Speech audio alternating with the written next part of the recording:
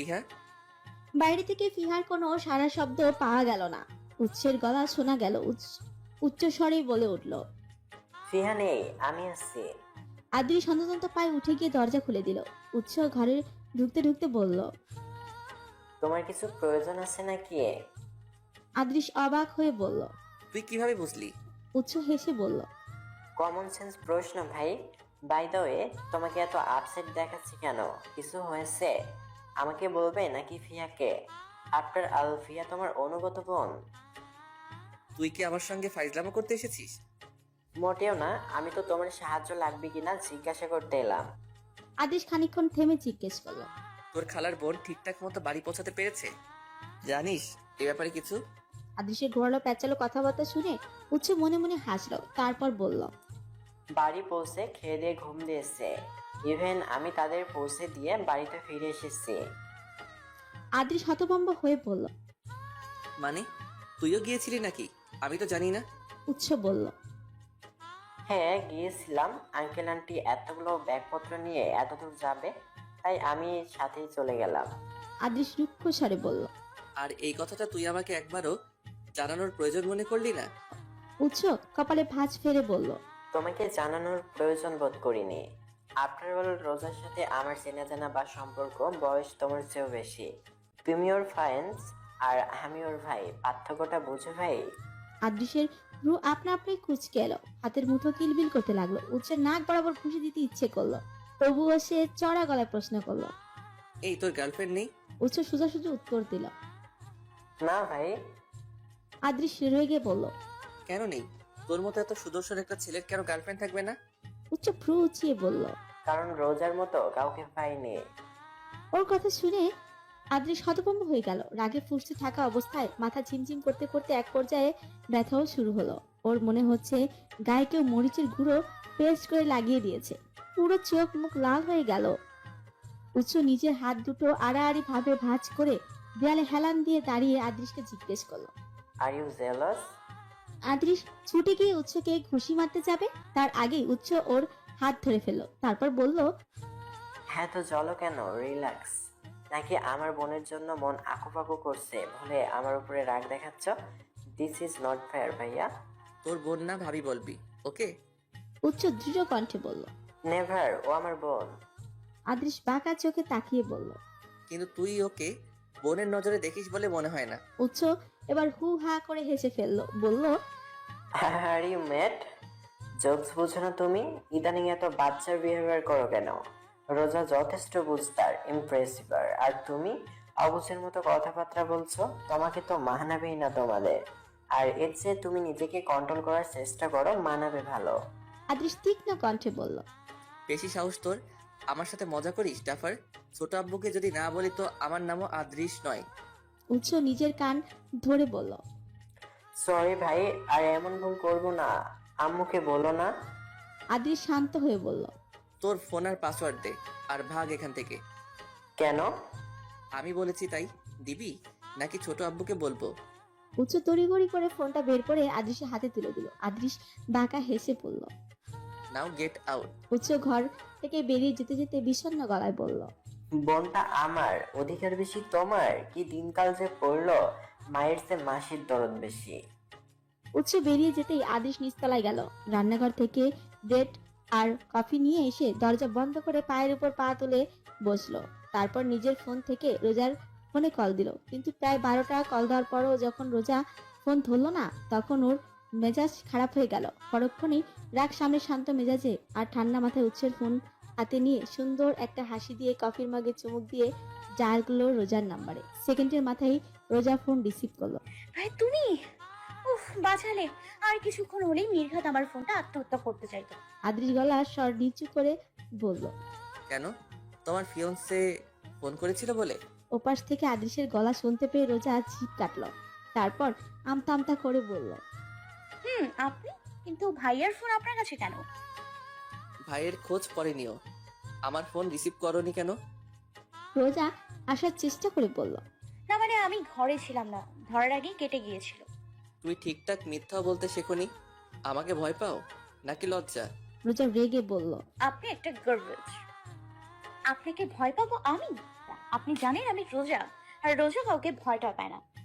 আদৃশ বাঁকা হেসে বলল, সেদিন চুমু দেওয়ার সময় যেভাবে রিয়েক্ট করেছিলে তাতে প্রুফ হয়ে যায় তুমি আমাকে লজ্জা ভয় দুটোই পাও, কিন্তু প্রকাশ্যে আনতে চাও না। আর যদি বলো আমি কিভাবে বুঝলাম, তাহলে বলবো যাকে ভালোবাসি তার সবটা জেনে বুঝে চিনে নিয়েই ভালোবাসি। আর কাল রাতে তোমার দেওয়া খানিকটা সময়ের জন্য এক সমুদ্র ভালোবাসা। প্রসঙ্গটাতে রোজার বেশ অস্বস্তি হচ্ছিল, তাই সে কথা ঘুরাতে জিজ্ঞেস করলো। কি করছেন এখন? আদৃশ হেসে বলল, তোমাকে ভাবা ছাড়া আমার আপাতত কোনো কাজ নেই। আপনি সবসময় এরকম করে কথা বলেন কেন? একটু তো বদল আনুন। বোধহয় সেটা পারবো না। আফটার অল জীবনে প্রথম কোনো মেয়েকে ভালোবেসেছি, তার সাথে ফ্লার্ট করতেই আমি স্বাচ্ছন্দ্য বোধ করি। রোজা হতাশ গলায় বলল। যা ভালো বুঝো করুন, রাখছি। আদৃশ লাফিয়ে উঠে বলল। ওয়েট ওয়েট, আবার কি? আদৃশ বলল, বাড়ি থেকে একা একা কোথাও বের হবে না কিন্তু। সাবধানে থাকার চেষ্টা করবে, ওকে? রোজা তীক্ষ্ণ কণ্ঠে জিজ্ঞেস করলো। কেন? আদৃশ গম্ভীর কণ্ঠে বলল। তোমাকে তো গ্রামের একটা ছেলে বিরক্ত করে, সেই জন্য বললাম। ও কিন্তু মোটেও সুবিধার নয়। রোজা আকস্মিকতায় হতভম্ব হয়ে গেল, মুখ দিয়ে কোনো শব্দ বেরোতে চাইল না। রাফির কথা মিন করছে আদৃশ, কিন্তু ও কিভাবে জানলো? রোজার নিজের মাথায় তো নেই কথাটা। ও তড়িঘড়ি করে জিজ্ঞেস করলো। আপনি কিভাবে ওর কথা জানলেন? ওকে চেনেন আপনি? মানে আপনিও? আদৃশ বিরক্ত হয়ে বলল। এসব কথা রাখো, আমি ফোন দিলে অবশ্যই ধরবে। আর যেন অন্য কারো ফোন থেকে যোগাযোগ না করতে হয়। আমি আবার এতটা ফালতু ছেলে না যে সারাদিন তোমাকে ফোন দিয়ে কথা বলতে চাইবো। যদি এটা করতেই আমার ইচ্ছে করে, কিন্তু সেলফ রেসপেক্ট বলে আমার একটা কথা আছে না। রোজা হাসি চেপে বলল। আপনার আবার সেলফ রেসপেক্ট আছে নাকি? বাহ। আদৃশ রেগে বলল। আমি কিন্তু ফালতু প্রেমিক নই। রোজা বিগলিত কণ্ঠে বলল।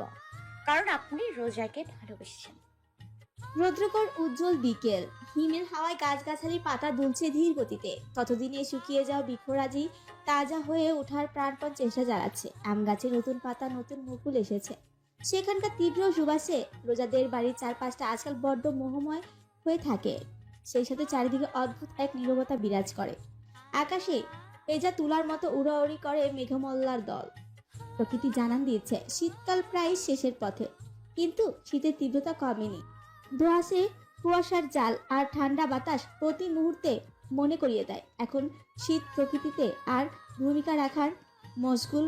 হরসপুর গ্রামের চেয়ারম্যান বাড়িতে এখন চলছে হই হই রব। বাড়ির মেয়ের বিয়ে বলে কথা। আশেপাশে গ্রাম সহ শহরের কিছু গণ্যমান্য ব্যক্তিবর্গকে নিমন্ত্রণ করেছেন আজিজুর সাহেব। আত্মীয় স্বজন প্রতিবেশীরা বাড়িতে ভিড় জমাচ্ছে বিয়ের নানা বিধি কর্মকাণ্ড ও রীতিনীতিতে অংশ নেওয়ার উদ্দেশ্যে। এই সব কিছুর তাড়নায় আদৃশের ফোন ধরার জন্য তেমন একটা সুযোগ পায় না রোজ। কাল ভদ্রে পেলেও বাড়ি ভর্তি লোকজনের জন্য 2-1 মিনিটের বেশি কথা বলা হয়ে ওঠে না ওর। এ নিয়ে আদৃশ যতটা না বিরক্ত, তার চেয়ে বেশি বিরক্ত রোজা। ও হবু বউ বলে সারাক্ষণ কেউ না কেউ ওর সঙ্গে সঙ্গেই থাকছে। গ্রামের কিছু কুসংস্কার মতে বিয়ে ঠিক হওয়া মেয়ের উপর অশরীর আসর করে এবং আরো নানাবিধ সমস্যা করে। আর মেয়ে যদি হয় সুন্দরী, তাহলে তো আর কোনো কথাই নেই। যদিও রোজা এসব বিশ্বাস করে না, কিন্তু সুলতানা আর বড় চাচির তোড়জোড় সারাক্ষণ 2-1টা মেয়েকে সাথে নিয়েই ওর থাকতে হবে বা ঘুমাতে হয়। সেই কারণে নিজের ইচ্ছে মতো কিছু তো করতেই পারে না, আবার আদৃশের সাথে যোগাযোগ রক্ষা করতে ব্যর্থ সে। ওর ফোন এলেই রোজা অন্যান্য কাজিনরা পুরো বাড়িতে সে কথা রটিয়ে বেড়ায়, আর আদৃশের সাথে মজা করার জন্য এক প্রকার ফোনের উপর হামলে পড়ে। সবকিছু মিলিয়ে মারাত্মকভাবে বিরক্ত রোজা। তেমনি এক রাতে ডিনার শেষ করে আদৃশ ডায়াল করলো রোজার ফোনে কথা বলার আশায়। গত 2 দিন যাবৎ 1 সেকেন্ডের জন্য রোজার সাথে কথা বলতে ব্যর্থ। কথা বলছে ওর কাজিন, চাচি বা ফুপু, সবাই মিলে আদৃশকে অহেতুক লজ্জা দেওয়ার চেষ্টা করছে, যা খুবই বিরক্তিকর ব্যাপার। সেজন্য আদৃশ আজ মনে মনে দোয়া পড়তে পড়তে খুব করে চাইলো এবার যেন ফোনটা রোজাই ধরে। আর যদি না ধরে তাহলে সে আজ এর শেষ থেকে ছাড়বে। অন্য কেউ ফোন ধরলে সে আর কোনো ম্যানার্স দেখাবে না, মুখের উপর অপমান করে দেবে। হবু স্বামী স্ত্রীর মাঝে তোরা কেন কাবাব মে হাড্ডি হবি? কিন্তু আদৃশ্যের চাওয়া পূরণ হলো না। ফোন রিসিভ করলো রোজা দূর সম্পর্কের এক মাঝবয়স্ক ফুপু, নাম রেশমি বেগম। তার অহেতুক কথাবার্তা আর চড়া মেজাজের জন্য সবাই তার উপর বিরক্ত হলেও খুব ভয় পায়। গত 2 দিন যাবৎ রোজার ফোনটা তার কাছেই আছে। আদেশের সাথে কিছুতেই রোজাকে কথা বলতে দেন না তিনি। তার মধ্যে বিয়ের আগে এত কথা বললে বিয়ের পরে ভালোবাসা বলে আর কিছু থাকে না। এবার ফোনটা ধরে তিনি বিকট একটা হাসি দিলেন। ফলে আদৃশ্য মুহূর্তের মধ্যে বুঝে গেল এই ব্যক্তিটি কে।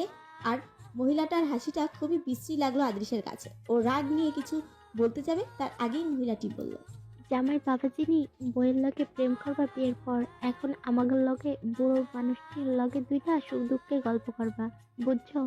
বিয়ের আগে এত কথা কইলে বিয়ের পর বইয়ের আর ভালো লাগতো না। তোমার ফুফা ছিল ঠিক তোমারই মতো। আমার গায়ে হলুদের রাইতে সে চিঠি পাঠাইতো, সে কি প্রেমময় চিঠি! যে বিয়েটা হইল আর প্রেম ভালোবাসা অপূর্ণের মতো আকাশে উড়ে গেল। তাই কইতাছি তুমি আর আমাকে মায়ের ডারে ফোন দিও না, একেবারে বিয়ের পরে কথা কইও। আদৃশ কপালে হাত চেপে ইজি চেয়ারে বসে রইল শক্ত হয়ে। ভেবেছিল কটা কড়া কথা শুনিয়ে দেবে, কিন্তু পারল না। বিরক্তি মাখা কণ্ঠ নিয়ে সে হাসার চেষ্টা করে জিজ্ঞেস করল, আসসালামু আলাইকুম। আপনি কি রেশমি ফুপু? কাল রাতে আজ সকালে তো আপনি কথা বলছিলেন, তাই না? ভালো আছেন? রেশমি ফুপু খুশি মাখা গলায় বললেন। বাবাজি, আমি তোমাকেও রেশমি বাবু। তোমার মনটা আসলে অনেক পরিষ্কার। তুমি নম্র ভদ্র ব্যবহার, আবার সালামও দিলা। আজকাল পোলাপান তো গুরুজনের সম্মান দেওয়া তো ভুলেই গেছে। আমি ভালো আছি বাপ। তা তুমি কেমন আছো? কাজ কাম? আদৃশ হতাশ স্বরে বলল। ভালো, আলহামদুলিল্লাহ। রেশমি ফুপু দাঁত বের করে হেসে জিজ্ঞেস করলেন, ভালো হলেই ভালো। তা তুমি যেন কি বাবাজি আজুজোর করছিল, তুমি এনজিও না কি জানি? আদৃশ উত্তরে বলল, ওটা সিভিল ইঞ্জিনিয়ার হবে।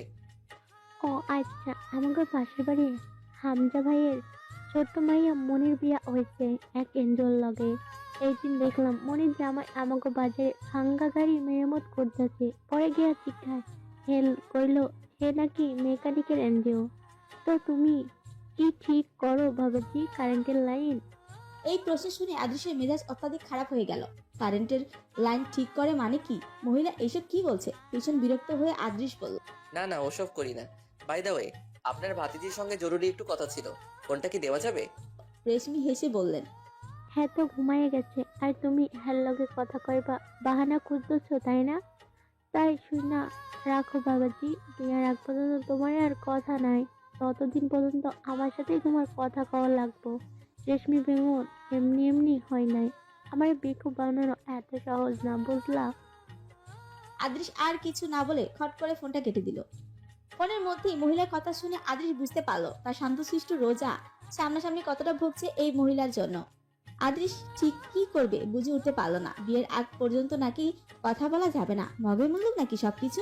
এক্ষুনি রোজার সাথে ওর কথা বলা চাই, তা যে কোনো মূল্য। আদৃশ ফোন ঘেটে ওর নাম্বার বের করলো। রোজার চাচা বাবা বাজারে, রোজার মা ও চাচিও ওকে রোজার সাথে কথা বলতে দেবে না ওই রেশমি ফুপুর জন্য। কোনো সুযোগ না পেয়ে আদৃশের দিশেহারা অবস্থা। ঘড়িতে রাত ৮টা। এক মুহূর্ত কিছু একটা চিন্তা করে ডেনিম শার্ট আর পায়ে স্লিপার চাপিয়ে ওয়ালেটটা পকেটে ঢুকিয়ে গাড়ি নিয়ে বেরিয়ে পড়লো আদৃশ। রাগে তার চেহারা রক্তিম বর্ণ ধারণ করেছে। রেশমি ফুপুকে উচিত শিক্ষা দিতে মনে চাচ্ছে। এই মহিলার জন্যই ওকে এত রাত করে বাড়ি থেকে বেরোতে হচ্ছে। বাড়ির কিছু কাজে মাকে সাহায্য করতে করতে রাত প্রায় 12টা বেজে গেল রোজার। এতগুলো কাজ ছেড়ে ক্লান্ত হয়ে সে নিজের ঘরে গেল। রেশমি বেগমের 2 মেয়ে রাহা আর রাহি, দুইজন মায়ের বাধ্যগত সন্তান এবং মা যা বলে তাই করে। মায়ের কথা মতো তারা দুজন রাতে রোজার সাথেই ঘুমায়। ঘরে ঢুকতেই ঘুমন্ত দুইজনকে দেখে রোজা হতাশ। বিছানায় বিন্দুমাত্র খালি জায়গা নেই যেখানে ও শোবে। 2 বোন হাত পা এদিক সেদিক ছড়িয়ে ঘুমিয়ে আছে। রাগে দুঃখে রোজার কান্না এসে গেল। চোখ থেকে ঘুম উধাও। নিজের ফোনটা থাকলে অন্তত সময় কাটানো যেত ভেবে আফসোস হচ্ছিল ওর। ঠিক তখনই জানলার পাশে কিছু একটা পড়ার শব্দ হলো। আওয়াজ শুনে রোজা ভয় পেয়ে গেল। রাফি ছাড়া এদিকে আর কেউ কখনো আসেনি। এত রাতে সে এখানে কি করছে? ইতিমধ্যে জানালায় কয়েকটা বার টোকাও পড়েছে। রোজা দম আটকে বসে রইল। তাকে ডাকবে এখন? নিজেকে হিতাহিত জ্ঞান শূন্য মনে হচ্ছে। রাহা রাহিকে ডাকলে ওরা ওর কথায় পাত্তা দিল না। দুজনে কম্বল মুড়িয়ে পুনরায় ঘুমিয়ে মগ্ন হলো। এক পর্যায়ে ও ঠিক করলো বাবাকে ডাকবে। যখন ঘরের দরজা খুলতে বেরোতে যাবে তখনই ফিসফিসানি শুনতে পেল। রোজা ভয় পায় জানলার কাছে গিয়ে কান পেতে শোনার চেষ্টা করলো। তখনই গম্ভীর গলায় কেউ বলে উঠল, হ্যালো হ্যালো, কেউ আছো? Help me please. গলাটা খুব পরিচিত লাগলো রোজার কাছে। মাথায় একটু চাপ দিতেই ও বুঝতে পারলো এটা অন্য কেউ নয়, স্বয়ং আদৃশের গলা। কিন্তু এত রাতে এই লোক এখানে কি করছে? হতভম্ব রোজা জানালার কপাট খুলতেই শীতে জুবুথুবু মেরে দাঁড়িয়ে থাকা আদিশকে চোখে পড়লো। ওর আকস্মিকতায় চোখ মুখ চমকিত হয়ে উঠল। অবাক হয়ে প্রশ্ন করলো, আপনি এখানে? সত্যি? এত রাতে? রোজাকে দেখে আদৃশ আটকে রাখা দীর্ঘশ্বাস ছেড়ে চোখ দুটো বন্ধ করে আবার খুললো। তারপর বলল, হ্যাঁ আমি এখানে। রোজা নিচু স্বরে জিজ্ঞেস করলো। কেন এসছেন? আদিশ স্বাভাবিক কণ্ঠেই বলল, তোমার সাথে যোগাযোগ করার কোনো ওয়ে রাখিনি। তোমার ওই বদের হাড্ডি ফুপু অশুভ মহিলার জন্য আমাকে এত রাতে আসতেই হয়েছে। রোজা ভীত সন্ত্রস্ত গলায় ওকে থামিয়ে ধীর গলায় বলল, দয়া করে আস্তে কথা বলুন। পাশের রুমেই ফুপি ঘুমাচ্ছে। আওয়াজ শুনলেই দৌড়ে আসবেন, আর আপনাকে দেখলেই হুলস্থুল কাণ্ড ঘটাবেন। আদৃশ রাগত স্বরেই বলল, I don't care. But I care. Nonsense. By the way, আমাকে কি এখানে দাঁড় করিয়ে রাখবে? আমি ভেতরে আসবো কিভাবে? রোজা অবাক হয়ে বলল, ভিতরে আসবেন মানে? বাড়ির সদর দরজার তালা দেয়া, চাবি আব্বুর কাছে। এখন কোনোভাবেই আপনাকে বাড়ির ভিতরে আসতে দেওয়া যাবে না। এটা ইম্পসিবল। আপনি প্লিজ চলে যান। আদৃশ কপালে ভাঁজ ফেলে বলল। নো ওয়ে, এত রাতে কষ্ট করে এসেছি, এখন ফিরে যাওয়া সম্ভব নয়। রোজা হতাশ হয়ে বলল। আমি এখন কি করব তাহলে? আমাকে ঘরে ঢুকতে দাও, দ্যাটস এনাফ। রোজা অবজ্ঞা সূচক হাসি দিয়ে বলল। ঘরে আমি ছাড়া আরো দুজন রয়েছেন। আপনি কি তাদের সাথে মিট করতে চান? আদৃশ ভ্রু উঁচিয়ে জিজ্ঞেস করল। কারা এরা? দ্য গ্রেট রেশমি ফুপুর দুই মাত্র মেয়ে। ওরা কিন্তু আপনাকে অনেক পছন্দ করে। আদৃশ অবাক হয়ে বলল। ওরা আমাকে চেনে? রোজা হেসে বলল, অবশ্যই, আপনাকে সোশ্যাল সাইটে ওরা ফলো করে। তাছাড়া আপনার বিশাল একটা ছবি বাঁধিয়ে নিজের কাছে রেখে দিয়েছেন রেশমি ফুপু। আদৃশ ভ্যাবাচাকা খেয়ে গেল। মানে আমার ছবি কেন? রোজা উত্তরে বলল, রোজার বিশিষ্ট বর মহাশয় বলে কথা। বাদ দিন, আপনি কিভাবে জানলেন? এদিকে একটা সিঁড়ি আছে, আর আমার ঘর এইদিকে। আদৃশ খানিকটা গম্ভীর গলায় বলল। ছোটবেলায় একবার দেখেছিলাম আর আন্দাজ করেছিলাম এদিকেই হবে তোমার ঘর। উৎসকে জিজ্ঞেস করে কনফার্ম করে নিলাম। রোজা এই পর্যায়ে ব্যতিব্যস্ত কণ্ঠে বলল, কেন এসছেন? আমার সাথে দেখা করতে, তাই তো? তাহলে দেখা করা শেষ, এবার চলে যান। যাবো মানে? কতদিন পর আমাদের দেখা আর তুমি তাড়িয়ে দিচ্ছ? What the? রোজা বগ্র কণ্ঠে বলল। আমি তো তাড়িয়ে দিচ্ছি না, শুধু চাইছি আপনি যাতে ধরা না পড়েন। আমার ঘরে ওরা দু বোন ঘুমোচ্ছে। একবার যদি টের পায় তাহলে গণধোলাই খাওয়াবে আপনাকে। রোজাকে উতলা হতে দেখে আদৃশের একটু ভালো লাগলো। ওর মাথায় তখনই একটা দুষ্টু চিন্তা এলো। ভাঙা সিঁড়িতে হেলান দিয়ে দাঁড়িয়ে হাত দুটো ভাঁজ করে রোজার উদ্দেশ্যে বলে উঠল, যেতে পারি এক শর্তে। শর্ত না মানলে এক্ষুনি বাড়ির ভেতর ঢোকার চেষ্টা করব। রোজা বিরক্ত হয়ে বলল। কি শর্ত? আদৃশ জানালার কাছে চলে এলো। গ্রিলের ফাঁকা অংশ দিয়ে রোজার খুব কাছে ওর এই ব্যবহারে রোজা খানিকটা হকচকিয়ে গেল। আদৃশ বাঁকা হেসে বলল। I want a kiss. রোজা চোখ মুখ কুঁচকে বলল। ছি! আদৃশের রেলিং এর উপর বসে শক্ত কণ্ঠে বলল। আজ রাতটুকু এবং কালকের দিনটা এখানে কাটাচ্ছি। রোজা রাগ মিশ্রিত কণ্ঠে কিছু বলতে নিলেই বিছানার ওপর থেকে রাহা ঘুমু ঘুমু গলা জিজ্ঞেস করলো। কথা বলো। রোজা তড়িঘড়ি করে বলল। কেউ না তো, আমি। তুই ঘুমা। বাইরে বসে আদিশ এটা শুনে উঁচু গলায় বলল। তোমার অহংকারী বোনের হবু বর। কিন্তু কথাটা রোজা বাদে আর কেউ শুনল না। রাহা তখনই ঘুমিয়ে পড়েছিল। আদৃশের কাণ্ডকীর্তি দেখে ওকে মাঝরাতে পাগল বই আর কিছু মনে হলো না রোজার। কোনো মতেই ও যাচ্ছে না দেখে রোজা আহত হলো। অনেক কষ্টে নিজের মনকে বুঝিয়ে শান্ত করলো সে। নীলের উপর থাকা আদৃশের হাতের পিঠে ছোট্ট করে একটা চুমু খেলো। এটার জন্য আদৃশ প্রস্তুত ছিল না। সে হতভম্ব হয়ে তাকিয়ে গেল। আর এই সুযোগে রোজা ঠাস করে জানলা বন্ধ করে রাহা রাহির মাঝখানে গিয়ে শুয়ে পড়লো। লজ্জায় ওর চোখ মুখ গরম হয়ে উঠলো। ইস, কি কাণ্ড করেছে সে। আর আদৃশ তখনও সেভাবেই বসে রইল রেলিং এর উপর। ও তো রোজাকে অপ্রস্তুত করতে চেয়েছিল যাতে আর একটু সময় কাটাতে পারে একসাথে। কিন্তু রোজা যে কথাটা সত্যি মনে করে ওকে কিস করবে সেটা ও ভাবেনি। রেলিং এর উপর বসে আদৃশ নিজের অজান্তেই মুহূর্তটার কথা ভেবে হাসছিল। আর কাঁথার নিচে মুখ লুকিয়ে রোজা তখন ব্লাশ হচ্ছিল। 14টা দিন খুব দ্রুতই কেটে গেল যেন। অবশেষে ঘনিয়ে এলো হলুদের দিন। বিয়ের দিন যত এগোচ্ছে রোজার মনে তত মিশ্র অনুভূতি হচ্ছে। আদৃশের সাথে ওর বিয়ে কথাটা ভাবলে শিহরিত হয় মনপ্রাণ। বারবার ওর শুধু সঙ্গে বারবার শুধু ওর সঙ্গে কাটানো মুহূর্তগুলোই কথা মনে হয়। ওদের বাড়িতে যাওয়া, থাকা, খাওয়া, ঘোরাঘুরি, কিছু ভুল বোঝাবুঝি, আবার সব ঠিক হয়ে যাওয়া, ওদের বিয়ের কথা হওয়া, আদৃশের বাচ্চামো, ওর নিজের বাড়াবাড়ি, সবকিছু মিলে খুব অদ্ভুত এক অনুভূতি। প্রথম দিকে তো ও আদৃশকে এক প্রকার সহ্যই করতে পারতো না। ভাবতো লোকটা খুব খারাপ, নিজের কর্তৃত্ব অন্যের উপর চাপিয়ে দেয়। কিন্তু পরবর্তীতে ওর সেই ধারণা ভুল প্রমাণিত হয়েছে। লোকটা আসলেই ওকে খুব করে চায়। তবে দিন শেষে এইসব কিছু পেছনে ফেলে ওই আদৃশের বউ হয়ে ওই বাড়িতে যেতে হচ্ছে ওকে।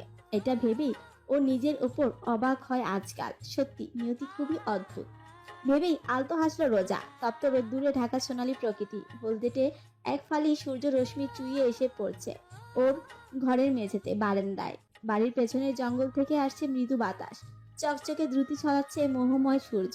আজ ওর গায়ে হলুদ। সদ্য গোসল ছেড়ে আসা রোজা তার ভেজা চুলগুলো তোয়ালে দিয়ে মুছছিল। তখনই দরজায় টোকা পড়ল। চিন্তা জগৎ থেকে বেরিয়ে একটা দীর্ঘশ্বাস ফেলে রোজা গিয়ে দরজাটা খুলে দিলেন। দরজার বাইরে রেশমি ফুপু দাঁড়িয়ে আছেন, হাতে খাবারের ট্রে, সেখানে রোজার পছন্দের সব তরকারি আর পোলাও সাজিয়ে রাখা। রেশমি ফুপু ওকে ওভাবে দাঁড়িয়ে থাকতে দেখে হেসে বললেন। গোসল ছাড়া হয়েছে, দেখি সর, ভিতরে ঢুকতে দে। রোজা দরজা থেকে সরে দাঁড়াতে দাঁড়াতে বলল। শেষ। কিন্তু এত খাবার কার জন্য এনেছো? আমার জন্য হলে আগেই বলে দিচ্ছি, আমি এত খাবার খাবো না। রেশমি ফুপু জোর গলায় বললেন। তুই খাবি না, তোর ঘাড় খাবে, তোর জামাই খাবে। রোজা থতমত খেয়ে বলল। জামাই খাবে মানে? রেশমি ফুপু বাঁকা হেসে বললেন। তুই আমাকে ততটা বোকা ভাবিস? আমি ততটা বোকা না। তুই যদি খাবারগুলো না শেষ করি তাহলে আমি সবাইকে সেদিন রাতের ঘটনা বলে দেব। রোজা ফ্রু কুচকে বলল। সেদিন রাতের কথা মানে? কোন রাতের কথা বলছো? রেশমি বেগম চোখ ছোট ছোট করে বললেন। তুই এত জামাই যে জ্বালানা দাঁড়িয়ে প্রেম করছিলি সেই রাতের কথা। তুই কি ভাবছি চোখ থাকতেও আমি অন্ধ? রাহারাদি বন্ধ। হো হো হো। রোজা বোকার মতো প্রশ্ন করলো। তো তুমি কিভাবে জানলে?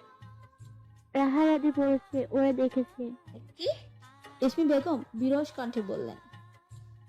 তোর এখনো না হওয়া জামাই নাকি জানলা দিয়ে লুকায়ে লুকাইয়া তোর লগে দেখা করে, আবার নাকি চুমু মুমু খাইস। এই তোর মাথায় কি আক্কেল বুদ্ধি নাই? ঘরে দুইটা উপযুক্ত মায়া রেখা এসব কাজ করস, লজ্জা করে নাই? সব শহরে বাতাসে উড়ে দিচ্ছে নাকি? রোজা হতভম্ব হয়ে মুখে হাত দিয়ে দাঁড়িয়ে রইল। তার মানে সেদিন যা কিছু ঘটেছে সবকিছু রাহি দেখে নিয়েছে ঘুমের ভান করে, আবার রেশমি ফুপুর কাছে সব উগলে দিয়েছে। ছি, কি বিশ্রী ব্যাপার।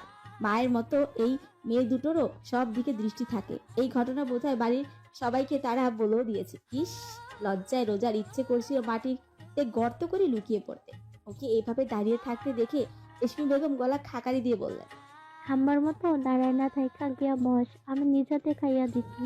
তো মায়ের হাতে মেলা কাজ। আজ যে গায়ে হলুদ, কাল বিয়া। চল তৈলা যাবি শ্বশুর বাড়ি। এর আগে পেট পোড়া বাপের বাড়ি ভালো মন্দ খাইয়া নেই। এই তো শেষ খাওয়া। রোজা আটকে উঠে জিজ্ঞেস করলো। কেন? আর কখনো খেতে পারবো না নাকি? রেশমি বেগম বললেন। পারবি না কেন? এইটা তোর নিজের বাড়ি, তোর অধিকার। আমি বুঝতে চাইছি যে বিয়ের আগে আর পরে এখানে খানিকটা পার্থক্য আছে, সেটা। এখন তুই একলা, তখন তুই দোকলা, বুঝলি? রোজা মাথা নেড়ে বলল। হুম। রেশমি বেগম হাতের মুঠ থেকে রোজার ফোনটা বের করে ওর হাতে দিতে দিতে বললেন। শোন রোজা, আমার আবার এতটাও দজ্জালিনী মনে করিস না। আমি আসলে দেখতে চাচ্ছিলাম তোর জামাই তোরে কেমনে ভালোবাসে, কথা না কইয়া থাকতে পারে কিনা। এর জন্য তোর সাথে এতদিন কথা কইতে দেরি নাই। কিন্তু এই বলা যে পাগলের মতো বাড়িতে এসব বইয়া থাকবো ভাবি নাই। সত্যি তোর অনেক ভালোবাসে। আর এই ঘটনা কিন্তু বাড়ি কাউরে আমি বলি নাই। এটা তোদের স্বামী স্ত্রীর নিজস্ব ব্যাপার। কিন্তু এইসব দেখা সাক্ষাৎ করাবার আগে আশেপাশে কে আছে না আছে দেখা নিবি, বুঝলি?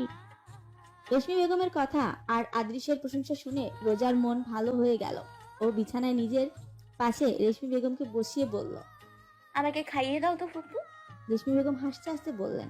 তুই সত্যি ভাগ্যবতী মাইয়া। হীরের টুকরো জামাই পাইছিস একখানা। চেহারা শূন্য, মাঝাল্লা, তোর সাথে মানাবে ভালো। নে এখন খাইয়া নেই। রোজা হেসে বলল। ফুপি দাও। এদিকে আদৃশের বাড়িতেও বিয়ের আয়োজন চলছে। এত মানুষের মাঝে গায়ে হলুদের অনুষ্ঠান করাটা বেশ বিরক্তিকর মনে হলো ওর।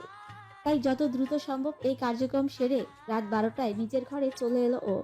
ফ্রেশ হয়ে খাবার খেয়ে বিছানায় গা এলিয়ে রোজাকে ফোন লাগালো। প্রতিবারের মতো এবারও ভেবেছিল ফোনটা রেশমি ফুপু ধরবে, কিন্তু ওকে ভুল প্রমাণিত করে এবার ফোন রিসিভ করলো রোজা। কুমু গলায় জিজ্ঞেস করলো। আপনি এত রাতে কিছু হয়েছে? রোজার কণ্ঠ শুনতে পেয়ে আদেশের সব ক্লান্তি নিমিশেই চলে গেল। তারপর বগ্র কণ্ঠে বলল। না, কিছু হয়নি। অ্যাটলিস্ট তুমি ফোনটা ধরলে। ওপাশ থেকে রোজা বলল। এখন রাখুন, আমি ঘুমোচ্ছি। ঘুমাচ্ছ মানে? হলুদের অনুষ্ঠান হয়নি তোমার? হয়েছে, সন্ধ্যাতেই শেষ। এটা তো গ্রামাঞ্চল, তাই আব্বুরা বেশি রাত করতে চায়নি। আপনার কি এতক্ষণে শেষ হলো? হ্যাঁ। রোজা ধীর গলায় বলল। আপনি নিশ্চয়ই খুব ক্লান্ত, ঘুমিয়ে পড়ুন, ফোন রাখছি। আদ্রিস স্বস্তির নিঃশ্বাস ফেলে বলল। Good night. শুভরাত্রি। স্বস্তি ও শান্তিপূর্ণ মন নিয়ে দুজনেই ঘুমাতে গেল। দুজনেরই মধ্যে আর নেই কোনো বাধা, এবার শুধু এক হওয়ার পালা। কিছু স্বপ্ন সত্যি অন্যরকম হয়, রূপকথার মতো। শেষ প্রহরের অস্ত যাওয়া চাঁদের দিকে তাকিয়ে থাকতে থাকতে দুজনেই একটা সময় ঘুমিয়ে পড়ে। পরের দিন ভোর থেকেই রোজাদের বাড়িতে হইচই। বিয়ে বাড়ি বলে কথা, সবাই কাজ আর সাজগোজ নিয়ে ব্যস্ত। দুপুরের দিকে রোজাদের বাড়িতে আদৃশের আগমন ঘটল। সবকিছুই কেমন অদ্ভুত লাগছিল আদৃশের। নিজেকে বরের পোশাকে আবৃত দেখেও সবকিছুই স্বপ্ন মনে হচ্ছিল। রোজাদের আশেপাশের প্রতিবেশীদের মুখে নিজের প্রশংসা শুনে জীবনে প্রথমবারের মতো খানিকটা লজ্জা লাগছিল ওর। তবে নিমিষেই সেটা কাটিয়ে উঠতে পেরেছিল। রোজার বাবা চাচা সবাইকে তদারকি করতে ব্যস্ত। আপ্যায়নে কোনো ত্রুটি রাখেননি তারা। নেহা, ফিহা, ঈশা রোজার ঘরে বসে মজা ওড়াচ্ছে। উৎস আর তার বন্ধুরা আদিশের সাথে সাথেই রইল। প্রাণোচ্ছল বিয়ে বাড়ির আনন্দ নষ্ট করতে হঠাৎ করে সেখানে আগমন ঘটল রাফির। সে এতদিন গ্রামেই ছিল না। এই তো কিছুদিন আগে কেউ ওকে মেরে হাত ভেঙে দিয়েছিল। তারই চিকিৎসা নিতে এতদিন সদরে হাসপাতালে ভর্তি ছিল। কিন্তু রোজার বিয়ের খবর পেয়ে মাঝপথে চিকিৎসা থামিয়ে নিজের দলবল নিয়ে হাঙ্গামা করতে ওদের বাড়িতে চলে এসেছে লাঠিসোঁটা নিয়ে। এই অবস্থা দেখে মুহূর্তেই বিয়ে বাড়িতে শোরগোল পড়ে গেল। এদিকে রাগে রাফির মাথা ফেটে যাচ্ছে। রোজার বিয়ে, আর ও আজকে জানতে পারলো ও কিছুতেই এই বিয়ে হতে দেবে না। রোজা শুধু ওরই বউ হবে। তাই বিয়ে বাড়ি যা কিছু সামনে পাচ্ছে সেটারই উপরই ওর দলবল হামলা করছে। কেউ বাধা দিতে গিয়েও পারছে না। এদিকে রোজার বাবা চাচা হতভম্ব। এই মুহূর্তে এসে রাফি যে এরকম কাণ্ড ঘটাবে তা ঘুণাক্ষরে ভাবেনি ওরা। উৎস ওর বন্ধুরা রাফিকে আটকাতে গেলে সে ইয়াদের মাথায় আঘাত করে বসে। এতে উৎস ক্ষুব্ধ হয়ে জিজ্ঞেস করে। তুমি এসব করছো কেন? এটা একটা বিয়ে বাড়ি। রাফি রাগী স্বরে বলে। কোনো বিয়ে টিয়া হইব না এখানে, সব বন্ধ। মানে? আমি রোজাকে বিয়ে করব, ওর সাথে অন্য কারোর বিয়ে হইতে পারে না, কিছুতেই না। উৎস রেগে বলল। তোমার মতো একটা ফালতু ছেলের সাথে আমার বোনের বিয়ে দেব ভাবলে কি করে? যাও এখান থেকে। রাফি চিৎকার করে বলল। আমি কাউকে পরোয়া করি না, আমি এই বিয়া কিছুতেই হইতে দেব না। এমন সময় আজিজুর রহমান আর তার বড় ভাই সেখানে আসেন। রাফির উদ্ধত্তপূর্ণ আচরণে তারা প্রচন্ড রেগে যায়। রোজার বাবা বলেন। মেয়ে আমার, সিদ্ধান্তটাও আমার। তোমার মতো বগারের ছেলের হাতে আমি কেন? কোনো বাপই মেয়ে তুলে দেবে না। আর তুমি এখানে এসে যেভাবে হামলা করছো তাতে কিন্তু আমি পুলিশ ডাকতে বাধ্য হব। রাফি বলে। ডাকুন না তাহলে, আমি কি নাকি মানা করেছি? আপনি জানেন আমার বাবার কত টাকা। আমি যদি কিছুই না করি তাহলেও আপনার মাইয়া সারা জীবন আরাম আয়েসে কাটাতে পারবো। কিন্তু হেরে আপনি আমার লগে বিয়া দেবেন না কেন? আমি কি দেখতে অসুন্দর? সেইটাও না, খালি একটু উচ্ছন্নে গেছি, এর জন্য আপনারা আমার লগে অবিচার করবেন? সেইটা হইতে পারে না। এই বিয়া হইতে দিব না, দেখি কেমনে হয় এই বিয়া। পুরো ঘটনাটা দেখে শুনে আদৃশ এবার নিজের রাগ সামলাতে পারল না। ঘটনাস্থলে গিয়ে পেছন থেকে রাফির কলার চেপে ধরে ওকে একটা থাপ্পড় মারল। আচমকা থাপ্পড় মারায় রাফির হাতের অস্ত্রশস্ত্র মাটিতে পড়ে গেল। সেখান থেকে একটা লাঠি তুলে ইচ্ছে মতো রাফিকে মারতে লাগলো আদৃশ। রাফির সাথে থাকা সাঙ্গপাঙ্গরা আদৃশকে দেখেই হতভম্ব। কারণ কয়েকদিন আগেই ওদেরকে বেধড়ে পিটিয়েছে আদৃশ। কারণটা ওদের অজানা। ভেবেছিল আদৃশ হয়তো পুলিশের লোক, তাই ওর সাথে আর লাগতে চায়নি। সেদিনের কথা মনে পড়লেই আঁতকে উঠে ওরা। একজনকে তো থাপ্পড় দিয়ে 3টে দাঁত ফেলে দিয়েছিল, রাফির হাত ভেঙে গাছে ঝুলিয়ে দিয়েছিল। এইসব কথা মনে পড়তেই ওরা রাফিকে বাঁচানোর কোনো দিকই খুঁজে পেল না। আর আদৃশের সাথে রোজার বিয়ে হচ্ছে। যখন ব্যাপারটা বুঝতে পারলো, রাফি হতবাক হয়ে গেল। যখন দেখলো রোজার বাড়ির লোকেরা ওকে পুলিশ দেওয়ার বন্দোবস্ত করছে, তখন ও মনে মনে আরো খেপে গেল। নিজের শরীরে আর কোনো শক্তি খুঁজে না পেয়ে আদৃশকে হুমকি দেওয়া গলায় বলল। এর শেষ আমি দীক্ষা নেব। আমার সাথে লাগতে আসলে কি কি হয় সেটা তখন বুঝে দেবো সবাইরে। আপনারা আজই যেটা করলেন সেটা মোটেও ঠিক করেন নাই। হাতে নয় ভাতে মারবো আপনাদের, কইয়া দিয়ে গেলাম। বলেই পালিয়ে যাওয়ার উদ্দেশ্যে রাফি আর ওর সঙ্গীরা পেছনে জঙ্গলের দিকে ছুটে গেল। ওদেরকে ধরার জন্য গ্রামে কিছু লোকজনও ছুটে গেল। আনন্দঘন পরিবেশটাতে নিমিষেই মন খারাপের ভাব চলে এলো। সেজন্য ইনাজ সাহেব এবার বিয়ের আয়োজন সম্পূর্ণ করতে বললেন। রোজা শান্তভাবে আর আদৃশ রাগে ফুঁসতে ফুঁসতেই কবুল বলার মাধ্যমে বিয়ে নামক একটা নতুন সম্পর্কে জড়িয়ে পড়লো আজীবনের জন্য। রাফির করা ঘৃণিত এই কাণ্ডে গ্রামের লোকেরা বেশ ক্ষেপে গেল। জঙ্গল তন্ন করে খুঁজে রাফি আর ওর সাথীদের বের করা হলো। তারপর সবাই মিলে একচোট মারধর করে ওকে পুলিশের হাতে তুলে দেওয়ার ব্যবস্থা করা হলো। ইফটিজিং সহ আরো নানান অভিযোগ ছিল ওর বিরুদ্ধে। সবশেষ চেয়ারম্যান বাড়ির বিয়েতে ওর করা অসভ্য কর্মকাণ্ড যেন ওর জীবনের কাল হলো। আর ইমাদকে ফার্স্ট এড দেওয়া হলো। বেচারার মাথায় রক্ত জমাট বেঁধে ফুলে গেছে। ওর ক্যামেরাটাও মারাত্মক ক্ষতিগ্রস্ত হয়েছে। যাই হোক, এইসব ঘটনার ইতি টানা শেষে নির্বিঘ্নে বিয়ের কাজ নিয়ম নীতি অনুসারেই করা হলো। এরপর এলো খনি বিদায়ের পালা। রোজাদের গ্রাম থেকে শহরে ফিরে আসতে স্বাভাবিকের চেয়েও আরো কয়েক ঘন্টা লেগে গেল যানজটের কারণে। তার মধ্যে কান্নাকাটি করা ও সারাদিনে পেটে কিছু না পড়ায় গাড়িতে এই রোজার শরীর বেশ খারাপ হয়ে গেল। 2-3 বার বমি টমিও করলো। পুরো সময়টাতে আদেশ বেদনার্থ নয়নে ওর দিকে তাকিয়ে রইল। রোজার হাত শক্ত করে চেপে ধরে রাখলো, ওকে সাহায্য করার চেষ্টা করলো। কিন্তু মারামারির ঘটনাটার জন্য রোজা বেশ বিরক্ত ছিল ওর উপর। কেন আদেশ সেসব ঝামেলায় জড়াতে গেল? অন্য লোকেরা তো ছিল, তাহলে ওকেই কেন বিয়ে করতে এসে বখাটেদের গায়ে হাত তুলতে হবে? মহা ধুরন্ধর আর রাগী এই পুরুষটির এই দিকটা ও কিছুতেই মেনে নিতে পারল না রোজা। ওদিকে আদৃশের করুণ চেহারা দেখে ফিহা ও গাল ফুলিয়ে বসে রইল। রোজাকে অসহ্য লাগছিল ওর, কিন্তু ও অসুস্থ বলে বিরক্তি করলো না, নিজেই ওকে সামলানোর চেষ্টা করলো। আর ওদের তিনজনের কাণ্ড দেখে পেছনের সিটে বসা উৎস আর ঈশা মিটমিট করে হাসতে লাগলো। হাসির শব্দ শুনে ফিহা জ্বলন্ত চোখে তাকালো। একটা ধমক দিয়ে ওদেরকে থামিয়ে দিয়ে ক্ষোভ নিয়ে বলে, তোদের সমস্যা কি ভাইয়া? একজন অসুস্থ মানবীকে সেবা করা কি অপরাধ? তোরা যেভাবে চোরের মতো হাসছিস, আমার কিন্তু এটাই মনে হচ্ছে। Please stop. এবার উৎস হাসি থামিয়ে ধীর গলায় বলল, হাসি আসলে কি সেটা চেপে রাখা যায়? তুই পারবি? তোদের তিনজনই হচ্ছিস অদ্ভুত চরিত্র। ভাইয়ের উপরে রোজানা যতটা দরদ, তার চেয়ে বেশি দরদ উতলে উঠছে তোর। ফিহা আবারও রাগ নিয়ে তাকালো। এক হাতে নিজের মাথা চেপে ধরে কটমট করে বলল। কারণ ভাইটা আমার। উৎস কপালে ভাঁজ ফেলে বলল, তাই নাকি? আর আমি তোর কেউ না? রোজা তোর কেউ না? নিজের একটা ভাই থাকতে এমন দুশ্মনী কথাবার্তা কেমনে বলিস তুই? এমন ভীষণের মতো আচরণ তোকে মানায় না রে। ফিহা উত্তরে কিছু বলার আগে আদৃশ থমথমে গলায় বলল, তোরা যদি চুপ থাকতে না পারিস তাহলে এক্ষুনি গাড়ি থেকে নেমে যা। প্যান প্যান করে মাথা খাচ্ছিস, ইডিয়েট কোথাকার। আদৃশের ধমক শুনে সবাই চুপ করে গেল।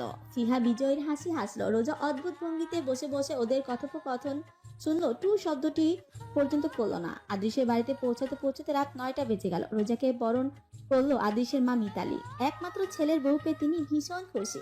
সব রিচুয়ালস পালন করে শেষ করতে করতে রাত প্রায় 12টা বেজে গেল। এরপর রোজাকে আদৃশের ঘরে নিয়ে যাওয়া হলো। ঠিক তখনই সকল রাতটা কল্পপুরের মতো উবে গিয়ে লজ্জায় সিক্ত হয়ে উঠল রোজার মুখখানি। নেহা, ফিহা, ঈশা ওর সঙ্গে কিছুক্ষণ গল্প গুজব করে একসময় ওকে একা বসিয়ে বিদায় নিল। আর ইনায়েত সাহেব আদৃশের সাথে লিভিং রুমে বসে দরকারি কথা বলছিল। সবাই যাওয়ার পর দরজার কপাটটা হালকা চাপিয়ে ফ্রেশ হয়ে সালোয়ার কামিজ পরে নিল রোজা। সারাদিনে ক্লান্তিতে দু চোখ ঘুমে বুঝে আসায় ঘরের আলো নিভিয়ে বিছানায় গিয়ে শুয়ে পড়ল। দর্শকের ভেতর পুরোপুরি ঘুমে মগ্ন হয়ে গেল। নির্জন ঘরটিতে ভেসে বেড়াচ্ছিল রোজার গাঢ় নিঃশ্বাস ফেলার শব্দ। ইনায়েত সাহেবের সাথে প্রয়োজনীয় কথাবার্তা সে দোতলায় নিজের ঘরে যাওয়ার উদ্দেশ্যে পা বাড়ল আদৃশ। নেহা, ফিহা, ঈশা আর উৎস ডাইনিং এ বসে গল্প করছিল। তখনই পেছন থেকে উৎস আদৃশকে বলল, জীবনে প্রথম বাসরাত পালন করতে যাচ্ছ, এটা নিয়ে তোমার অনুভূতি কি ভাই? আদৃশ ভ্রু উঁচিয়ে তাকালো, বগ্র কণ্ঠে বলল, তোকে বলতে হবে? ছোটর মতো থাক, বেশি কথা বললে কানের নিচে একটা দিয়ে সোজা করে দিব। সে তুমি যাই বলো না কেন, ঘরে ঢোকার আগে আমাদের ফিটা দিয়ে গেলেই চলবে। আদৃশ অবাক হয়ে বলল, কি মানে? কিসের ফি? ঘরে ঢোকার ফি। আদৃশ তীক্ষ্ণ কণ্ঠে বলল, আমার ঘরে আমি ঢুকবো, তোদের কেন টাকা দিব? কি করেছিস তোরা আমার জন্য? না প্রেম করতে করে হেল্প করেছিস, না বিয়ে করতে হেল্প করেছিস। উপরন্ত তুই সবসময় রোজার সাইড নিয়ে আমার প্রেমের 12টা বাজিয়েছিস। ন্যূনতম লজ্জা বোধ থাকলে বেহায়ের মতো টাকা চাইতেও না তুই উৎস। উচ্চ বিরস চোখে তাকিয়ে বলে, রোজার সব খোঁজ খবর আমি দিইনি তোমায়, এটা কিভাবে অস্বীকার করতে পারো তুমি? এই তার প্রতিদান? মাই গড। আদৃশ রুক্ষ স্বরে বলে, আমি তো সেসব অস্বীকার করিনি, কিন্তু ওর খবর দেওয়ার আগে তুই যেভাবে আমার সঙ্গে ভাব দেখাতি, তাই আজ তোর প্রাপ্তির খাতাটা শূন্য, জাস্ট শূন্য। বলে আদেশ গটগট করে হেঁটে সেখান থেকে চলে গেল। উচ্চ বিরস মুখে বসে রইল, আর বাকি তিনজনের ঠোঁটে হাসির রেখা ফুটে উঠল। খ্যাটখ্যাটে আদৃশের গম্ভীর শান্ত রোজা, দুজন একসাথে কিভাবে নিজেদের সময়গুলো সামলায়, এটা এবার দেখার বিষয়। জানুয়ারি মাসের মাঝামাঝি, প্রকৃতিতে বিরাজমান ঠান্ডা হাওয়া আর ধোঁয়াটে কুয়াশার জাল এক ফালি চাঁদের টুকরো রাতটাকে আরো মোহনীয় করে তুলেছে। আদৃশ যখন দরজা ঠেলে ভেতরে ঢুকলো ঘরে, দেখলো বাতি নেভানো। খানিকটা চমকিত হয়ে ও দেখলো বেড সাইডের ল্যাম্প থেকে মৃদু হলদেটে আলো চলছে। ও গাল ফিরে দেখলো বিছানায় রোজা উপর হয়ে শুয়ে আছে। ভেজা চুলগুলো এলোমেলো হয়ে মুখের উপর পড়ে আছে। কাপড়টা একটু সরে যাওয়ায় ফর্সা পা দেখা যাচ্ছে। আদৃশের চোখে ঘোর লেগে এলো। ওর মনে হলো ঘরে আলো থাকলে মুহূর্তটা এত মায়াবী মনে হতো না। এই যেন স্বর্গসুখের মতো অনুভূতি। ভাবনার প্রহর থেকে বেরিয়ে আদৃশ চাপা নিঃশ্বাস ফেলল। চোখ তুলে রোজাকে পরখ করে দেখলো রোজা ঘুমিয়ে আছে। তাতে আপনা আপনি ওর ভ্রু কুঁচকে এলো। ধীর পায়ে হেঁটে কাউচের উপর বসে ভাবলো, বিয়ে বাড়ির মারামারির ঘটনাটার জন্য রোজা ওর উপর এখনো রাগ করে আছে মনে হয়, কিন্তু পরে করে নিজের ভাবনায় ইস্তফা দিয়ে বিছানার দিকে এগিয়ে গেল। রোজাকে ঠিকঠাক মতো শুইয়ে দিয়ে দেখলো ওর গা হালকা একটু গরম হয়ে আছে। আদৃশ চিন্তিত হয়ে পড়ল। বাড়ির সবাই মাত্র ঘুমিয়েছে, তাদেরকে বিরক্ত করতে ওর ইচ্ছে করলো না। রোজার ঘুমে যাতে ব্যাঘাত না ঘটে সেই জন্য ব্যালকনিতে এসে খুব পরিচিত একজন ডাক্তারকে ফোন করে বিষয়টা জানালো এবং সেই মতো জ্বরের ওষুধ খাইয়ে দিল রোজাকে। কপালে রুমাল ভিজিয়ে জ্বর নামানোর প্রাথমিক চিকিৎসাটুকু সেরে নিল ও দুর্বল রোজা বেশি কিছু টের পেল না। আদৃশের টি শার্টের কোনা শক্ত করে চেপে ধরে রাখলো আর বিড়বিড় করে কিছু একটা বলতে চাইলো। আদৃশ কান পাতলো ও শুনতে পেল রোজা বল, আপনি এখানে সত্যি ভালোবাসেন তো? বলেছিলেন না? বসে থাকুন, যাবেন না কোথাও। আমি স্বপ্ন দেখছি, সেটা ভাঙতে চাই না। অস্পষ্ট গলায় এসব বলেই আবারও ঘুমে মগ্ন হয়ে পড়ল রোজা। আর এসব শুনে আদৃশ ভূত দেখার মতো চমকে ওঠে, দূরে সরে গেল। বুকের বাঁ পাশে হাত রেখে হার্টবিটের কাপড়ে অনুভব করে খানিকক্ষণ স্তব্ধ হয়ে বসে রইল আদৃশ। অতঃপর মূল বিষয়টা বুঝতে পেরে নিঃশব্দে হেসে আবারও রোজার দিকে এগিয়ে গিয়ে ওর কপালে গাঢ়ভাবে একটা চুমু খেল। তারপর গায়ের কম্বলটা টেনে ওকে জড়িয়ে ধরে শুয়ে পড়ল। সারাক্ষণ হম্বিতম্বি ভাব নিয়ে থাকা মেয়েটাও যে ঘুমের করে এভাবে কথা বলতে পারে ভেবেই নিজেকে সুখী সুখী মনে হলো ওর। নিজের প্রিয় মানবীটাকে বুকে জড়িয়ে চাঁদ দেখা এই মুহূর্তটা বাসর রাতের সবচেয়ে সুন্দর উপহার বলে মনে হলো আদৃশের। একটি ভোর, নতুন এক জীবনে প্রবেশ করার প্রথম দিনের সূচনার লগ্ন। সকালের নরম রোদের চিকমিক আর হিমেল হাওয়ায় আদৃশের ঘরের পর্দাগুলো ফরফর করে উড়াউড়ি করছিল। ঠান্ডা বাতাস গায়ে লাগতে ঘুম ভেঙে গেল রোজার। আদো বোঝা চোখ জোড়া খুলে সিলিং এর দিকে তাকিয়ে বোঝার চেষ্টা করছিল সে এখন কোথায় আছে। সেকেন্ডের মধ্যেই সচল মস্তিষ্ক জানান দিল সে এখন তার শ্বশুরবাড়িতে আছে। কথাটা মনে হতেই সে কোনো মতে লাফ দিয়ে উঠল। গায়ের ওড়না ঠিকঠাক করে এলোমেলো চুলগুলো হাত খোপা করে দু হাতে মুখ ঢেকে খানিকক্ষণ বসে রইল। বিছানার উপর কোনো দিকই তাকালো না পর্যন্ত। গত রাতে রোজা এত ক্লান্ত ছিল যে কখন তার চোখ দুটো লেগে এসেছিল বুঝতেও পারেনি। একটা দীর্ঘশ্বাস ফেলে ঘাড় ফিরে তাকাতে আদৃশকে দেখতে পেল সে। আর তখনই ওর হৃৎপিণ্ডের গতি বেড়ে গেল। আদৃশ নামক লোকটা ওর জীবনের সঙ্গী, ওর বর। ব্যাপারটা স্বপ্নের চেয়েও বেশি চমকপ্রদ। কিন্তু কে ভেবেছিল এই রাগী উদ্ভট লোকের পাশে শান্ত নমনীয় কঠোর রোজাকে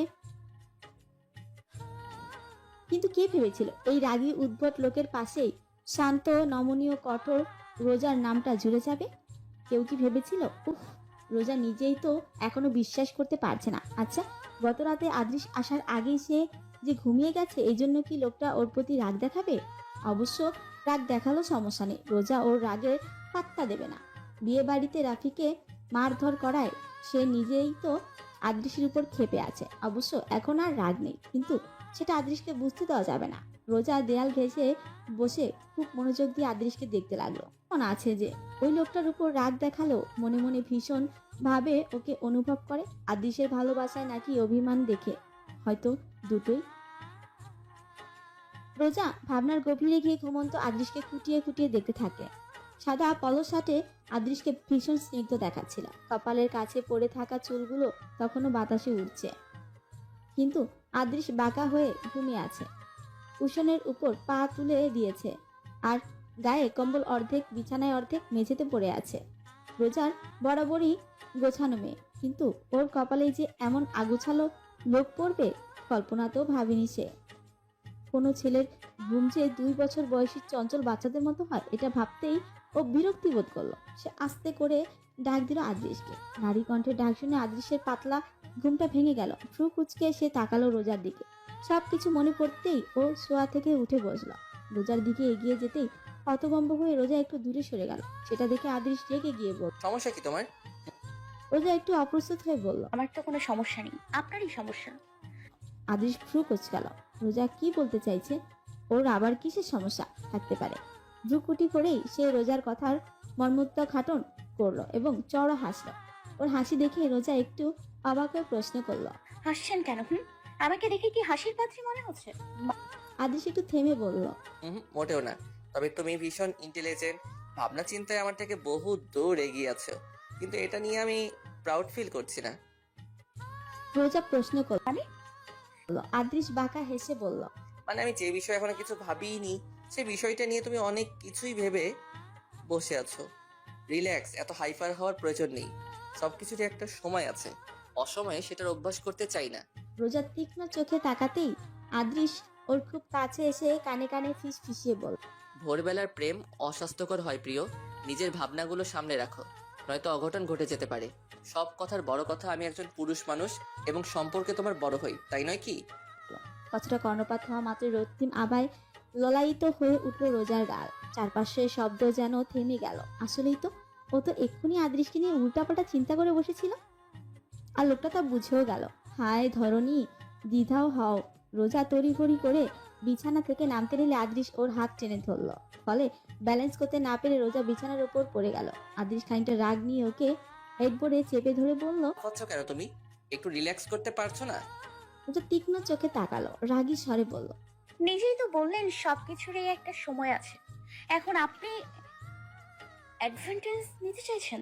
দিস ইজ নট ফেয়ার। আমি রেডি নই, দয়া করে আমাকে যেতে দিন। এসব করা ভালো নয়। আদৃশ সন্দেহ চোখে রোজার দিকে তাকিয়ে বলল। মানে তুমি এখনো ওসবই মিন করছো? তা নয় তো কি?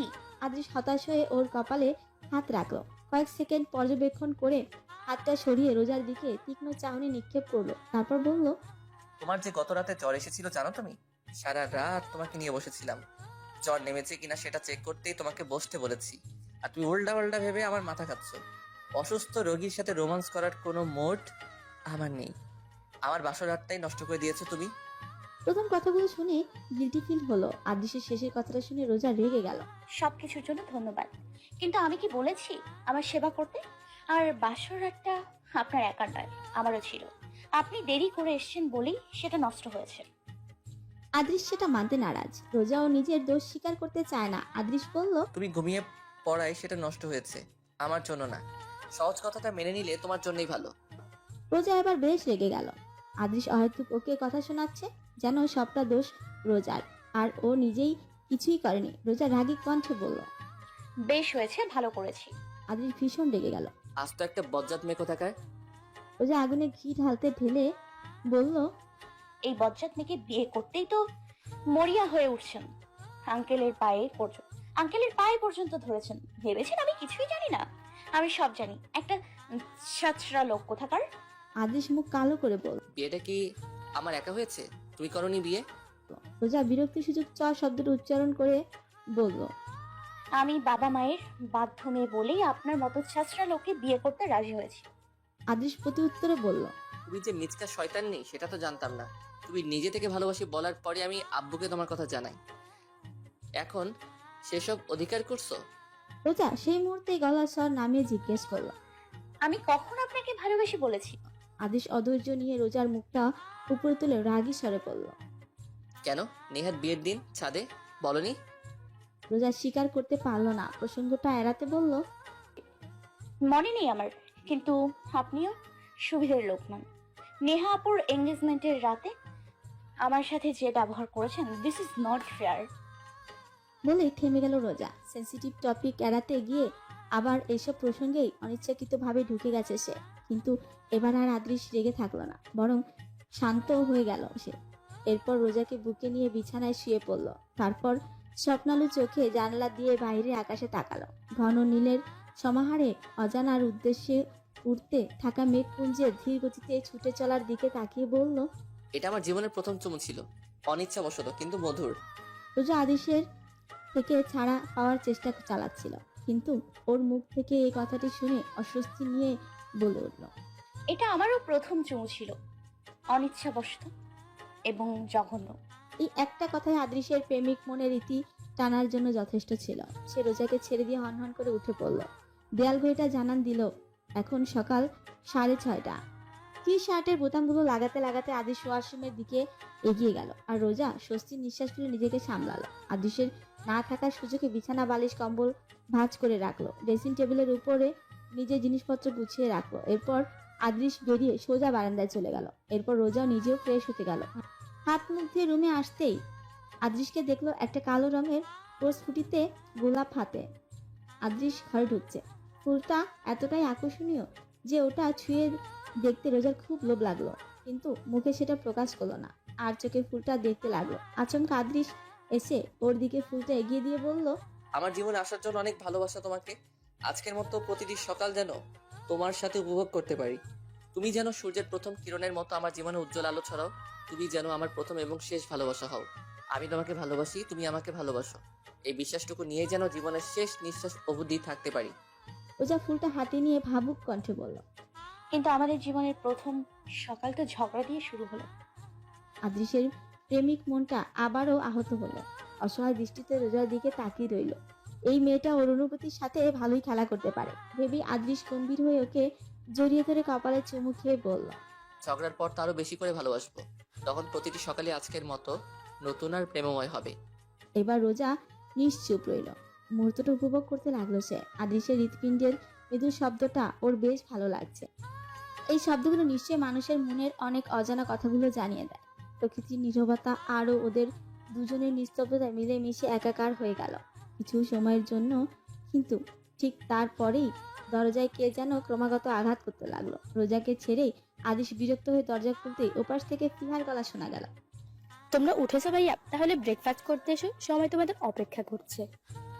আদৃশ আসছি বলেই যেই না ফিরতে যাবে তখনই ফিহার পেছন থেকে উৎস জিজ্ঞেস করলো। আসছি। বলেই যেই না ফিরতে যাবে তখনই ফিহার পেছন থেকে উৎস জিজ্ঞেস করলো, জীবনে প্রথমবারের মতো বাসরাত পালন করেছো, কি অনুভূতি হচ্ছে তোমার ভাইয়া? কথাটা শুনে আদৃশের চোখ গরম করে তাকাতেই উচ্ছের হাসি মাখা মুখটা নিমিষেই স্বাভাবিক হয়ে গেল। থতমত খেয়ে বলল, ভুল করে মুখ দিয়ে বেরিয়ে গেছে, আর হবে না, সরি ভাই। ওর কাচুমাচু চেহারা দেখে আদৃশ দারুণ একটা ভাব নিয়ে বলল, রোজা তার কাজিন, আর কাজিনের বাসর ঘরে কি হয়েছে না হয়েছে সেটা জানতে চাস? ন্যূনতম লজ্জা নেই? আচ্ছা সে যাই হোক, নেহা তো তোর নিজের বোন, তো ওর বাসর ঘরে কি হয়েছে সেটা জানিস? নাকি আমি বলবো? নিজের বোনেরটা শুনতে নিশ্চয়ই তোর দারুণ লাগবে, তাই নাকি? নেহার প্রসঙ্গ আসতেই উৎস দু হাতে কান চেপে ধরল। বোনের বাসর ঘরের কাহিনী এখন ওকে জানতে হবে? বড় ভাই হয়ে ছি। উৎস লজ্জাবনত চেহারা নিয়ে চোখ মুখ কুঁচকে বলল, প্লিজ ভাইয়া, এই টপিক বন্ধ করো, আমি এই বিষয়ে কিছু শুনতে চাচ্ছি না। আদিশ চেহারা কাঠিন্যতা ফুটিয়ে উঠল। টপিকটা শুরু করেছিস তুই, শেষ করব আমি। তোর এই ব্যাপারে ইন্টারেস্ট দেখে ভালোই লাগছে। ছোট আব্বুকে বলতে হবে তোমার গুণধর উৎস বাবাজির বিয়ের বয়স হয়ে গিয়েছে। সে এখন লোকের ঘরে উকিঝুঁকি মেরে রাতের ঘটনা জানার জন্য উদ্গ্রীব হয়ে থাকে। উৎস অসহায় ভঙ্গিতে বলল, তোমাকে এসব মানাবে না ভাই, আমি আর জ্বালাবো না তোমাকে, কিন্তু প্লিজ আব্বুকে এসব বলো না। উৎসের চেহারা দেখে আদৃশ বাঁকা হেসে ওর পিঠে চাপড়ে বলল, ওকে, তবে চিন্তা করিস না, তোর ওয়েডিং নাইটে তোর ঘরে ক্যামেরা লাগানো থাকলেও থাকতে পারে, একটু চেক করে নিস। উৎস সেখান থেকে দ্রুত কেটে পড়ার জন্য বলল, আমি চাই ব্রেকফাস্ট করতে এসো। আদিশ ছোট্ট করে বলল। হুম। উৎস দ্রুত সেখান থেকে কেটে পড়ল। এতক্ষণ মৌন থেকে দুই ভাইয়ের কথা শুনছিল ফিহা। মনে মনে প্রচুর হাসি পেলেও মুখে তা ফুটে উঠালো না। উৎস যেতেই আদৃশকে উদ্দেশ্য করে বলল, ভাইয়া তুমি কিন্তু সত্যি দিন দিন নির্লজ্জ হয়ে যাচ্ছে। আর রোজা যে নির্লজ্জ লোক পছন্দ করে না সেটা ভালোভাবে জানো। আদিশ কপালে ভাঁজ ফেলে প্রশ্ন ছুড়ল। এই কথা তুই বলছিস? বাহ ফিহা। ফিহা আলতো হেসে বলল। খেতে আসো। বলেই ফিহা চলে গেল। আদিশ কতক্ষণ বোকার মতো ওর যাওয়ার দিকে তাকিয়ে রইল। ভাবনা প্রহর কাটিয়ে দরজাটা চাপিয়ে দিয়ে আয়নার সামনে দাঁড়িয়ে চুলগুলো ঠিকঠাক করার চেষ্টা করতে ওয়াশরুমের দরজা খোলার শব্দ হলো। ও পিছু ফিরে দেখলো রোজা গোসল সেরে বেরিয়েছে। ভেজা সিক্ত চুলের পানি টপ টপ করে পড়ে ওর হলুদ রঙের কামিজটা ভিজিয়ে দিচ্ছে। খানিকটা বিরক্তি নিয়ে রোজার দিকে এগিয়ে গেল সে। ওর হাত থেকে তোয়ালেটা নিয়ে নিজেই ওর চুলগুলো মুছে দিতে লাগলো। গম্ভীর গলা জিজ্ঞেস করলো, এত সকালে গোসল করার কোনো প্রয়োজন নেই। এরপর থেকে আর করবো না। তোমার তো মাথা ধরার সমস্যা আছে। রোজা শান্ত গলায় উত্তরে বলল, হাত মুখ ধুতে গিয়ে জামাটা ভিজে গেছিল, তখন খেয়াল করিনি, সেজন্যই গোসল সেরে নিলাম। এরপর আর করব না। আদিশ ওকে পেছন থেকে জড়িয়ে ধরে ওর গলায় ছোট্ট করে একটি চুমু খেল। আচমকা এমন কাণ্ডে হতভম্ব হয়ে গেল রোজা। কাঠ হয়ে দাঁড়িয়ে রইল সে। নড়াচড়া যেন সম্পূর্ণ ভুলে গেল। অবস্থা দেখে আদ্রিশ ওকে স্বাভাবিক করার জন্য আদ্রিশ হালকা হেসে বলল। চলো, সবাই অপেক্ষা করছে। রোজা ওর কথা শুনতে না পেয়ে আবার জিজ্ঞেস করলো, কোথায়? ডাইনিং এ। কিন্তু রোজা আগের ন্যায় দাঁড়িয়ে রইল। ও যেন একটা ঘোরের ভেতরে রয়েছে। সেটা রেশ এখনো কাটিয়ে উঠতে পারেনি। আদ্রিশ মনে মনে হেসে রোজার ডান হাতটি শক্ত করে চেপে ধরে নিজের সাথে করে নিয়ে ঘর থেকে বেরিয়ে এলো। সিঁড়ি দিয়ে নামার সময় রোজা হতবাক নয়নে ওর দিকে তাকিয়ে বলল, আপনি একটু আগে এটা কি করলেন? আদ্রিশ ধীর গলায় ব্যক্ত করল। ভালোবাসলাম। রোজা রেগে বলল। এটাকে ভালোবাসা বলে না? ছি, আপনি আমার অনুমতি ছাড়া। আদ্রিশ রেগে ওর হাতটা ছেড়ে দিয়ে বলল। তোমার অনুমতির অপেক্ষায় রইলাম, আজকাল এবং আজীবনকাল। ওর কথা শুনে রোজা কিং কর্তব্য বিমূঢ় হয়ে গেল। ও তো তেমন কিছু মিন করতে চায়নি, শুধু মুখ ফুসকে বেরিয়ে গিয়েছিল কথাটা। এই সামান্য কথা এভাবে রিয়াক্ট করার কি আছে রোজা বুঝতে পারল না। এদিকে রোজার ব্যবহার দেখে আদৃশের মুখখানা রক্তিম থমথমে রূপ ধারণ করলো। রোজা থেকে এমন ব্যবহার ও আশা করে না, কিন্তু মেয়েটা ওকে কখনোই বোঝার চেষ্টা করে না। ওর ভালোবাসাকে মোটেও কেয়ার করে না। ডাইনিং এ সবার সাথে হাসি ঠাট্টা করলেও রোজার দিকে ফিরেও তাকালো না আদৃশ। নিজের মতো খেয়ে দিয়ে সেখান থেকে উঠে চলে গেল। বিয়ে উপলক্ষে অফিস থেকে ছুটি নিয়েছে বিদায় রাগ দেখিয়ে অফিসে যেতে পারলো না সে। হুট করে রেডি হয়ে এক বন্ধুর সাথে দেখা করার বাহানা দিয়ে বাড়ি থেকে বেরিয়ে গেল। রোজা ওর সাথে কথা বলার সুযোগই পেল না। সারাদিন গিয়ে রাত হয়ে এলো। আদৃশের ফেরা নাম গন্ধ নেই। এদিকে ছেলের কাণ্ডে মিতালি কিছুই বুঝতে পারছে না। রোজার বিরস চেহারা দেখে কিছু একটা আন্দাজ করতে পেরে তিনি ওর সঙ্গে কথা বললেন। রোজা লিমিটের মধ্যে থেকে বাকিটা তাকে বুঝিয়ে বলল। মিতালি ফোন করলেন আদৃশকে। তখন রাত 12টা। আদৃশ মায়ের ফোন রিসিভ করে সোজাসুজি বলে দিল সে আজ রাতে ফিরছে না। মিতালিকে কিছু বলার সুযোগ না দিয়ে ফোন কেটে সে কম্বল মুড়িয়ে শুয়ে পড়ল বিছানায়। ও আশ্রয় নিয়েছে এক কলিগ বন্ধুর ফ্ল্যাটে। সেই কলিগ বেচারা বুঝতে পারছে না বিয়ের পরদিনই কোনো মানুষ কিভাবে বাড়ির বাইরে বউ ছাড়া রাত কাটায়। আদৃশের রাগ যে এতটা প্রখর সেটা দেখে রোজা ভীষণ অবাক হলো। এদিকে ছেলের উপর ভীষণ রেগে গেলেন মিতালি। অনেক কষ্টে তাকে বুঝিয়ে সুঝিয়ে শান্ত করলো রোজা। তারপর বলল, উনি না ফিরলে না ফিরুক, আপনি প্যানিক করবেন না প্লিজ। তুমি ওর ব্যবহারে কিছু মনে করো না মা, জানোই তো ও কেমন। আর স্বামী স্ত্রীর মধ্যে এরকম অনেক ঝামেলাই ঘটে, এগুলো বাইরের কাউকে না বলে নিজেরা মিলে সমাধান করে নিও। তবে আর যাই হোক, এটা বলতে পারি আমার ছেলে যতই অপদার্থের মতো কাজ করুক তোমাকে ভীষণ ভালোবাসে। তুমিও ওকে একটু বোঝার চেষ্টা করো মা। মিতালি কিছুটা শান্ত হয়ে বলল। রোজা তার কথার পিঠে আর কিছু বলল না। মিতালি অবশ্য সঠিক কথাই বলেছেন। ঘরের খবর বাইরের মানুষ জানলে ব্যাপারটা আরো ঘেটে যায়। যেমন উচ্চরা এই মুহূর্তে ভীষণ মজা নিচ্ছে, যাতে রোজা বেশ আনইজি ফিল করছে। আদৃশের মা আরো কিছুক্ষণ ওর সাথে কথাবার্তা বলে সেখান থেকে প্রস্থান করলেন। তারপর নিশিতা এসেও ওর সাথে খানিকক্ষণ গল্প গুজব করে ঘুমাতে চলে গেল। সবাই যাওয়ার পর রোজা দরজা সিটকিনি আটকে ক্লান্ত ভঙ্গিতে বিছানায় আশ্রয় হয়ে বসলো। আদৃশকে নিয়ে অনেকক্ষণ ভাবলো এই লোকের অভিমান কিভাবে ভাঙাবে সে। হয়তো অভিমানের কোনো মানে হয়? সবসময় 2 লাইন কম বুঝে সে। এই সকল ভাবনার মাঝেই কখন যে চোখ লেগে এসেছে বুঝতে পারেনি রোজা। বারান্দার দরজাটা না বন্ধ করে সে ঘুমিয়ে পড়লো আগের রাতের মতোই। এদিকে উপরে উপরে যতই রাগ দেখানোর চেষ্টা করুক আদৃশ কিছুতেই শান্তি পাচ্ছে না। রোজার ঘুমন্ত মুখটা দেখার তীব্র ইচ্ছায় তৃষ্ণায় রাত 1টায় সে বিদায় নিয়ে বেরিয়ে এলো কলিগের ফ্ল্যাট থেকে। কাঁচা ঘুমটা ভেঙে যাওয়ায় সেই কলিগের চেহারাটা দেখার মতো হয়েছে। তাতে আদৃশে কিছু যায় আসে না। এক প্রকার তড়িঘড়ি করে বাড়ি ফিরে আদৃশ দেখলো মেইন গেট বন্ধ। দারোয়ানকে ফোন করে গেট খুলে দিতে বলে সে বাড়ির সদর দরজা বন্ধ দেখে মনটাই বিষণ্ণ হয়ে গেল। এত রাতে তো কেউ আর ওর ফেরার জন্য বসে থাকবে না। তাছাড়া কাউকে ফোন করে দরজা খুলতে বলার অবস্থাটাও নেই। অগত্যা বাগান থেকে একটা মই নিয়ে নিজের খোলা বারান্দায় ওঠার চেষ্টা করলো এবং দারোয়ানের সহযোগিতায় সফলও হলো। ঘরে প্রবেশ করে সে আগের রাতের মতোই ঘুমন্ত রোজাকে দেখে স্বস্তির নিঃশ্বাস ফেলে বলল, বিয়ের পর মেয়েদের ঘুম বেড়ে যায় নাকি? এই মেয়ে তো আগে মাঝরাত অবধি জেগে পড়াশোনা করতো। আমার বউ হওয়ার পরই সে কুম্ভকর্ণ হয়ে গেছে। দীর্ঘলায় কথাটুকু বলে ওয়াশরুমের দিকে এগিয়ে গেল আত্রিশ। ফ্রেশ হয়ে বেরিয়ে দেখে রোজা ফোলা ফোলা চেহারা নিয়ে ওর দিকে মিটমিট করে তাকিয়ে আছে। রোজা ওকে দেখে অবাক হয়ে বলল, আপনি ঘরের ভেতরে কিভাবে এসেছেন? ও মাই গড, আপনি অদৃষ্ট নাকি কোনো অশরীরী? আদ্রিস এই কথা শুনে হতাশ গলায় বলল। অশরীরা যে ওয়াশরুমে ইউজ করে জানতাম না তো। রোজা একটু ভয়ার্ত স্বরে বলল। ওদের আনাগোনা ওয়াশরুমে বেশি। সত্যি করে বলুন, আপনি কে? আদ্রিস ওকে ভয় পেতে দেখে বলল। রিল্যাক্স, এটা সত্যি তোমার বর। বিশ্বাস না হলে পরখ করে দেখো। রোজা থতমত খেয়ে ওর দিকে এগিয়ে ছোট্ট করে ওর গালে চিমটি কাটলো। যখন দেখলো এটা সত্যি আদ্রিস তখন একটু শান্ত হলো। এরপর ভ্রু কুঁচকে জিজ্ঞেস করলো, কিন্তু আপনি ঘরে কিভাবে এসেছেন? দরজা তো বন্ধ। আদ্রিসের তখন মনে পড়লো সে তো রাগ করে আছে, তাই সে ভাবটা বজায় রাখতে তীক্ষ্ণ কণ্ঠে বলল, বারান্দা দিয়ে এসেছি, তোমাকে এত ভাবতে হবে না। তাচ্ছিল্যপূর্ণ কথাটা শুনে রোজা ভ্রু উঁচিয়ে তাকালো ওর দিকে। আদ্রিস ওকে উপেক্ষা করে আলমিরা থেকে ট্রাউজার বের করে চেঞ্জ করে এলো। রোজা বিছানায় এক কোণে বসে ওর কাণ্ড দেখে জিজ্ঞেস করলো, আপনি কি রেগে আছেন আমার উপর? আদ্রিসের মাথাটা গরম হয়ে গেল। এই মেয়ে কি বুঝতে পারছে না আদ্রিস ওর উপর রেগে আছে? ও রোজার প্রশ্নের উত্তর না দিয়ে বিছানায় এক পাশে ঘেঁষে শুয়ে পড়ল, রোজার থেকে যথেষ্ট দূরত্ব বজায় রেখে। বিষয়টা দেখে রোজা ওর চোখ এড়িয়ে বাঁকা হেসে নিজেই ওর পাশে ঘেঁষে শুয়ে পড়ল। আদ্রিস তখন রাগী ভাব নিয়ে বলল, এভাবে শুলে আমার ঘুম হয় না। দূরে দূরে যাও তুমি। রোজা ওর কথা যেন শুনতেই পায়নি এমন ভাব করে আরো ঘেঁষে শুলো। আদ্রিস বিরক্তি ভাব নিয়ে তাকাতেই রোজা এবার ফট করে ওর কপালে চুমু খেলো। রোজার কাণ্ডে আদ্রিস হতভম্ব হলেও সেটা প্রকাশ করলো না, উল্টো দিকে ফিরে সে ঘুমানোর ভান করলো। রোজা তখন বলল, ভালোবাসা তো অনুমতি ছাড়াই হয়ে যায়, তাহলে আপনি এত নাটক করছেন কেন? আদ্রিস উত্তর দিল না। রোজা বকবক করতে থাকলো, কিন্তু আদ্রিসের হেলদোল না দেখে বেশ জোরে কামড় দিয়ে বসলো ওর ডান হাতের পিঠে।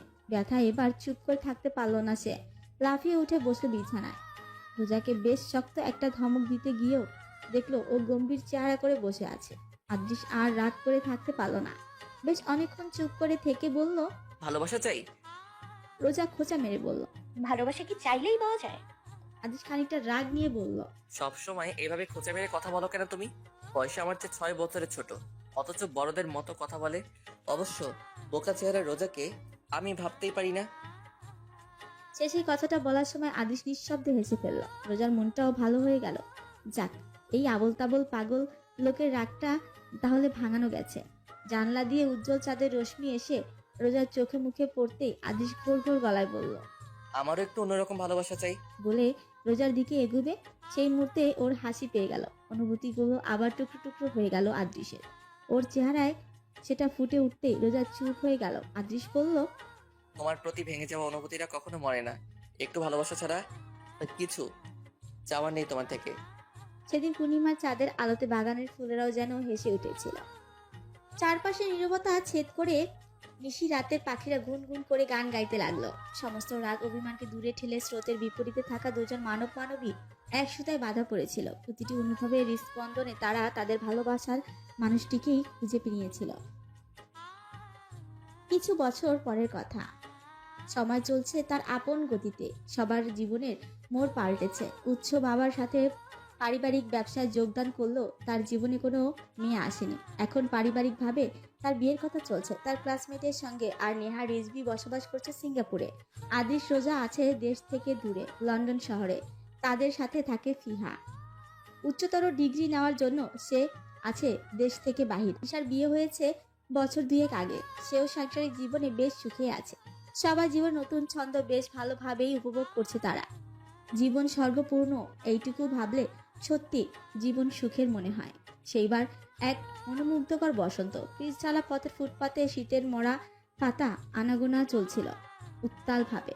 হালকা কুয়াশার শিশির কণা টুপটাপ ঝরে পড়েছিল ঘাসের উপর। পার্কে সময় কাটাতে এসে এক বেঞ্চে বিগত দিনের কথাগুলো ভাবতে ভাবতে অতীতে ফিরে গিয়েছিল রোজা। ওর ভাবনায় দীর্ঘ এই ক্ষণের সমাপ্ত ঘটে বছর 6 একটা বাচ্চা মেয়ের ডাকে। মেলু গলার ডাক শুনে রোজা উঠে দাঁড়ালো। মেয়েকে কোলে নেওয়ার আগেই আদৃশ এসে ছো মেরে বাচ্চাটিকে নিয়ে গেল। তারপর রোজাকে চোখ রাঙিয়ে বলল, আমার মেয়ের এমন গম্ভীর একটা মা হলো কেন বলো তো? রোজাও প্রতি উত্তরে চোখ রাঙিয়ে বলল, কারণ তার বাবা পাগল, সেই তো জোর করে তার মাকে বিয়ে করেছে। আদিশ থতমত খেলেও সিরিয়াস ভঙ্গিতে বলল, এসব মিথ্যা অজুহাত না দেখালেই নয়। থামো বাবা, আমি জানি তুমি সবসময় মাকে বিয়ে করতে চাইতে। উচ্চ কাকা ধরেছে। মেয়ে টুইঙ্কেলের ধমক শুনে আদৃশ কাচুমাচু মুখ করে ফেললো আর রোজা হেসে ফেলে বলল, এবার বোঝা গেল তো কে মিথ্যে অজুহাত দেখায়। আদৃশ মেয়ের দিকে তাকিয়ে বোকা বোকা হাসার চেষ্টা চালিয়ে বলল। ইয়ে মানে তোমার উৎস কাকু জানি না তো, তাই। টুইঙ্কেল গভীর গলায় বলল, মিথ্যা বলো না। আমার জুতোর ভিতরটা ঠিক করে দাও, আমি হাঁটতে পারছি না। আদৃশ তখনই মেয়েকে কোল থেকে নামিয়ে বেঞ্চে বসালো। খুব যত্ন করে ফিতেটা লাগিয়ে দিল সে। টুইঙ্কেল বাবার কপালে চুমু খেয়ে বলল। থ্যাংক ইউ সো মাচ বাবা।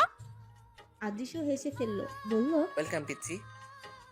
টুইঙ্কেল তীক্ষ্ণ চোখে তাকালো আদৃশের দিকে, প্রতিবাদ জানিয়ে বলল, আমি পিচ্ছি নই, আমার বয়স 4 বছর। পিচ্ছি বলবে না আমাকে। সরি চাও এখনই।